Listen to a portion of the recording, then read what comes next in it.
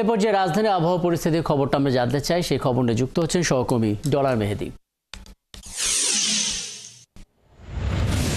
Dollar, ঠিক এই মুহূর্তে রাজধানীর আবহাওয়ার কি তথ্য আছে আপনার কাছে? বৃষ্টি হচ্ছে কিনা, বা বৃষ্টি বা বন্যার সংখ্যা নিয়ে আবহাওয়া অফিসের কোনো পূর্বাভাস আছে কিনা?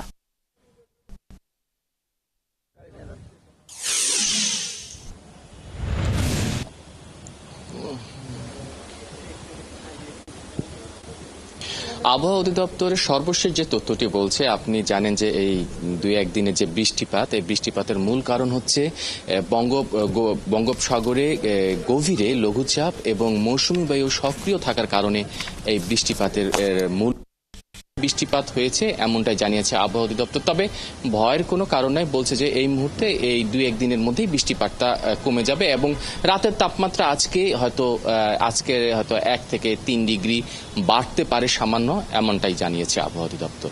রাকিব, অনেক ধন্যবাদ ডলার, আপনার কাছ থেকে আবহাওয়ার আপডেটটা জেনে নিলাম।